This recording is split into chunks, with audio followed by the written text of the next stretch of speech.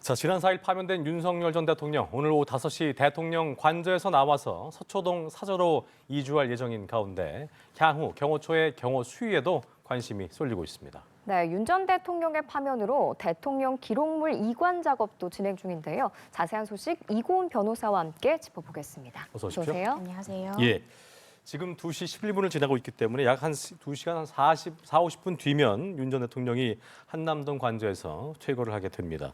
지난 4일 헌재에서 파면된 지 이제 일주일 만인데요. 대통령이 파면을 당했을 때는 언제까지 관저를 비워줘야 된다. 이게 명문 구조는 없는 건가 봐요. 네, 그렇습니다. 명문으로 이 퇴거해야 되는 어떤 일자가 정해져 있지는 않습니다. 네. 그렇지만 이전 선례를 살펴본다면 이 윤 전 대통령 이전에 파면됐던 대통령 박근혜 전 대통령이 있었죠. 이 박 전 대통령 같은 경우에는 3월 10일에 파면 결정을 받아들고 이틀 후에 삼성동 사저로 향한 바가 있습니다. 예. 그보다는 조금 더 많은 시간이 걸렸는데요. 이를 두고 박근혜 전 대통령 같은 경우에는 삼성동에 있는 단독주택이었던 반면 윤 전 대통령 같은 경우에는 이 아크로비스타라는 이 주상복합 아파트 형태이고 공동주택이기 때문에 아무래도 이 경호동의 설치나 경호 경비 부분에 대해서 챙겨야 될 부분이 좀 많았던 것 같습니다. 그래서 그렇군요. 이 때문에 시간이 조금 소요된 것이 아니냐라는 관측들이 나오고 있습니다. 네. 지금 경호 인력이 한 50명 정도 규모인 걸로 전해졌는데 네. 이 경호 인력은 그럼 앞으로 어떤 활동을 맡게 되는 건가요? 일단 기본적으로 5년 정도 이 대통령과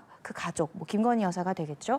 그 가족의 어떤 안전상의 위해가 있는지 이 부분에 대한 이 최소한의 경호 경비를 하게 됩니다. 예. 특히 윤 전 대통령 같은 경우에는 다음 주 월요일부터 형사 재판이 본격화가 되는데요. 이 재판에 출석할 때도 역시나 이 최소한의 경호 경비 체제를 동원해서 전 대통령의 신분에 맞게 어떤 안전상의 위험성이 발생하지 않도록 경호를 받게 되고요. 예. 그 외에도 이 사저에서 머무는 동안 혹시 외부인의 침입이나 이런 것들이 있는지 아마 경호동이나 경비동을 이제 설치를 해서 인근에서 머물면서 이 전 대통령 부부의 이 안전을 계속해서 지킬 가능성이 높습니다. 그렇군요. 이 전직 대통령 예우를 좀 보면 임기 만료 전에 퇴임을 한 경우에는 경호 기간이 5년으로 단축된 걸로 알고 있는데 이게 추가 연장될 수도 있는 거라면서요? 네, 그렇습니다. 한 차례 추가 연장 가능한데요. 최대 이제 10년까지 최소한의 경호 경비를 받을 수 있습니다. 그래서 예. 기본적으로는 5년 정도 이 경호 경비를 받게 되는 것이고 5년이 지난 후에도 계속해서 이 전직 대통령으로서 파면이 되었음에도 불구하고 어떤 신체적인 안전이나 국가의 안전 보장을 위해서 계속해서 경호를 이어나갈 필요성이 인정된다면 예. 한 차례에 한해서 5년 더, 즉 최대 10년까지 경호 경비를 받을 수 있습니다. 그렇군요. 윤 전 대통령은 이제 탄핵 결정을 받아서 퇴임하게 되면서 지금 받는 경호 경비를 제외한 예우는 대부분 박탈당하게 되는데 그럼 어떤 예우들이 박탈된 건지도 좀 궁금하네요. 네, 뭐 예를 들어서 운전기사가 예. 뭐 보급이 된다든지 아니면 보좌관이 배치가 된다든지 이런 부분들에 대한 예우가 이제 사라지게 되는 거고요.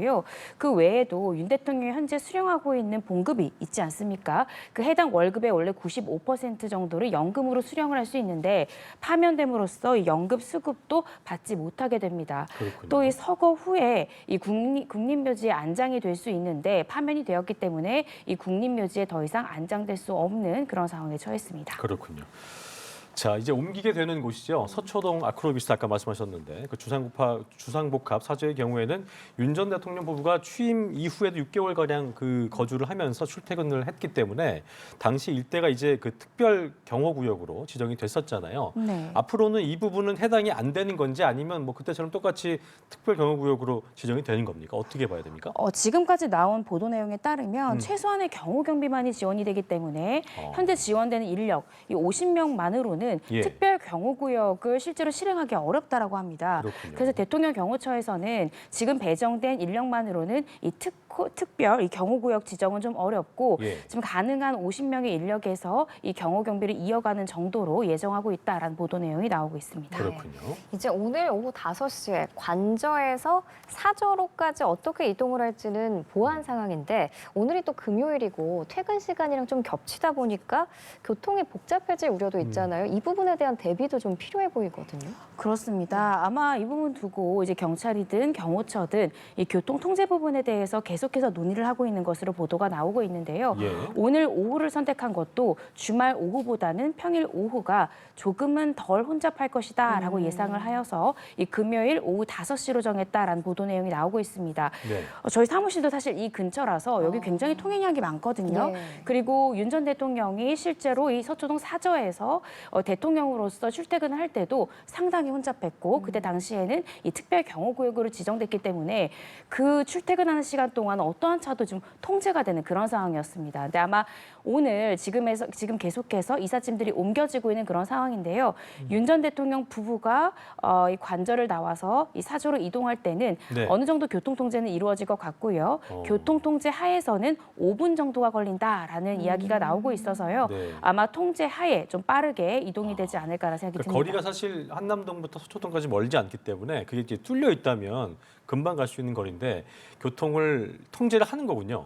네, 그렇습니다. 교통을 통제하지 않으면요. 사실 금요일 같은 경우에는 오후 4, 5시부터 네네. 조금 혼잡한 상황입니다. 그래서 이런 그렇군요. 것들을 고려해서 그 거리 자체가 굉장히 또 빠르게 이동할 수 있기 때문에 통제하는 상황에서 5분 내에 좀 신속하게 이동하는 방안에 대해서 보도 내용이 나오고 있습니다. 알겠습니다. 예, 이제 서초동 사저는 주상복합으로 알려져 있기 때문에 뭐 경호 인력이 들어가면 주민 불편도 예상이 돼서 맞아요. 이후에 좀 단독주택 등으로 이사도 고려하고 있다 이런 얘기도 들리던데 어떤가요? 네, 그렇습니다. 보도 내용 나오고 예. 있습니다. 아마 이렇게 7일 정도 이 관저에서 나오는 데까지 시간이 걸렸던 건 윤 전 예. 대통령 부부가 바로 이 서초동에 있는 주상복합으로 갈지 아니면 수도권에 있는 단독주택을 구해서 그쪽으로 갈지 이 부분에 대한 고민하는 시간도 걸렸기 때문에 네. 7일이라는 다소 좀 길 수 있는 시간이 걸렸던 것으로 보여지는데요.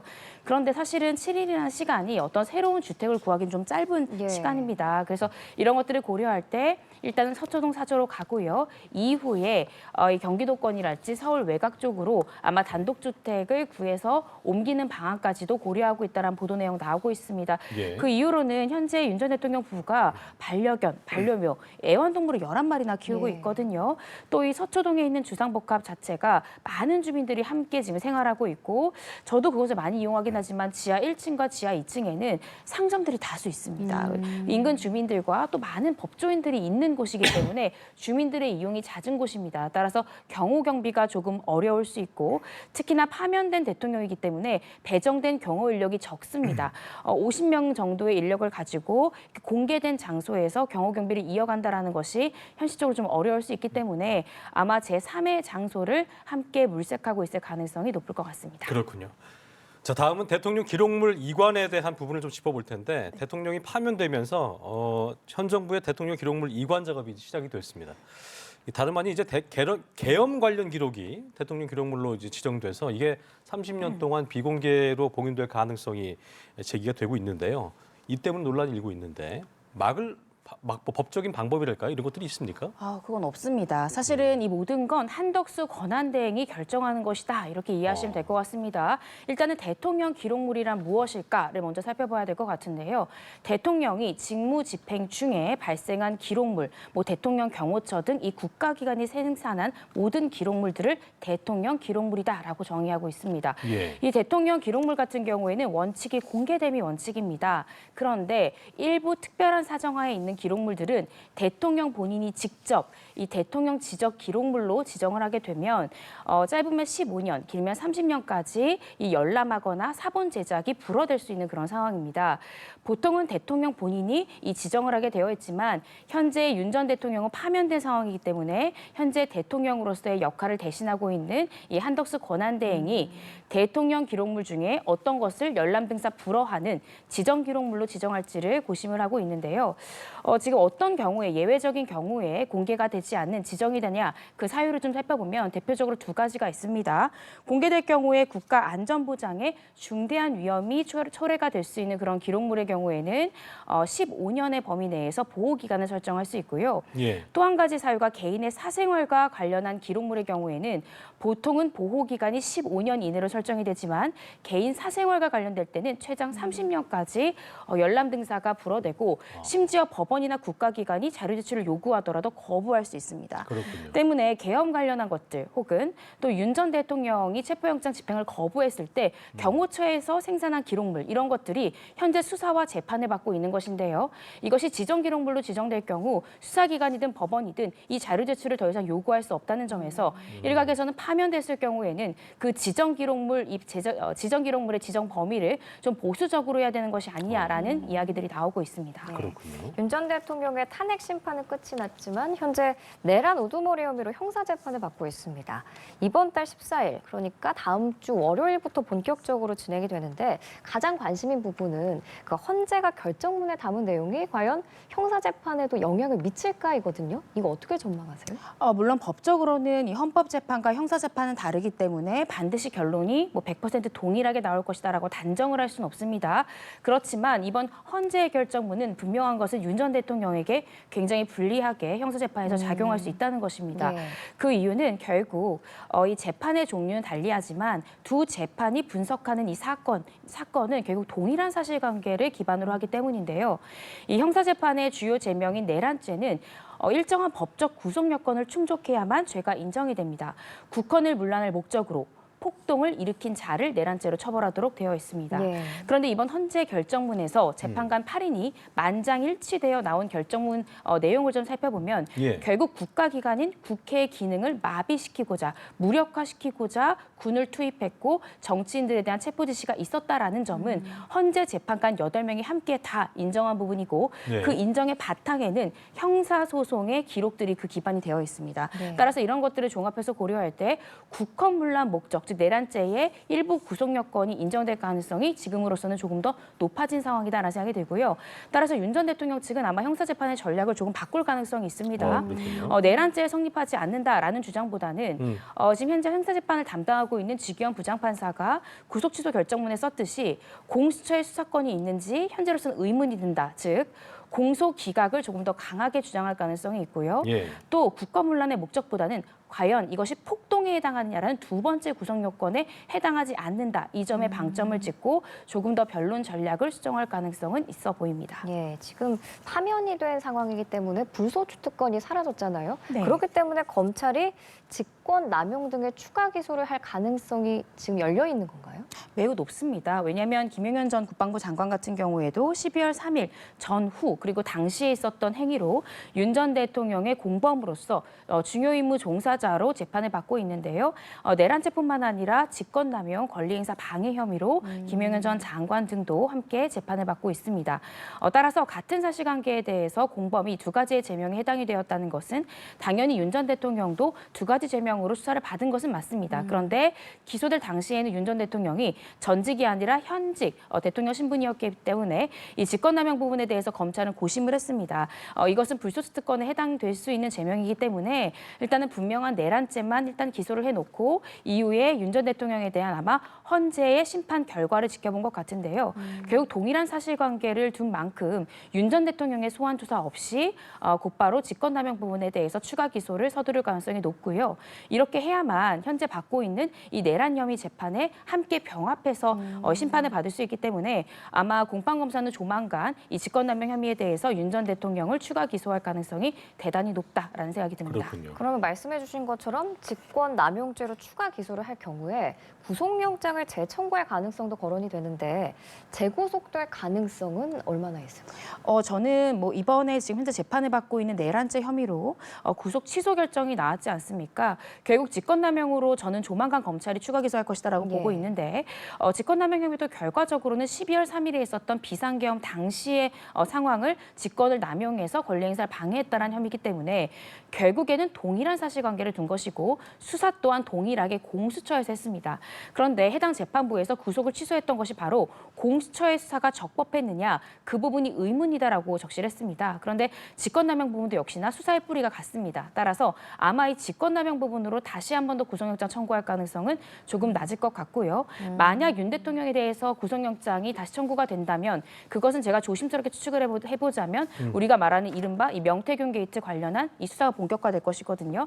김건희 여사에 대한 조사 이후에 아마 윤 전 대통령에 대한 소환 조사 곧 이어질 것 같습니다. 아마 이 혐의 관련해서 구속영장이 청구될 가능성은 저는 있을 것 같지만 현재 재판을 받고 있는 것과 관련된 직권남용으로 다시 한 번 더 구속영장이 재청구될 가능성은 낮다 이렇게 보입니다. 그렇군요. 자, 14일부터 정식 공판이기 때문에 윤 전 대통령이 직접 출석을 해야 하는 거죠? 네, 그렇습니다. 피고인이기 때문에 형사재판은 모든 기일에, 심지어 선고기일에도 당사자는 의무인 출석해야 거죠, 됩니다. 네. 예, 그러니까 이제 아까도 저희가 보도해드렸습니다만 경호처가 출석을 할 때 지하 주차장 출입을 요청했고 법원이 이걸 허가를 했더라고요. 네, 그렇습니다. 법원에서도 아무래도 이전 서부지법 폭동 사태 등이 있었잖아요. 그래서 안전에 특히나 우려를 하고 있는 것으로 보여집니다. 때문에 사실은 재판일은 다음 주 월요일임에도 불구하고 오늘 오후 8시부터 재판이 있는 14일 밤 12시, 즉 자정까지 이 공영 차량 등 이 필수 업무 차량을 제외한 일반 차량에 대한 출입도 통제하겠다라고 법원은 밝혔고요. 예. 또 윤 전 대통령 측이 요구했던 이 지하 주차장의 출입을 허용하기로 했습니다. 그만큼 최대한 이 보안에 만전을 기하겠다라는 법원의 태도로 보여지고요.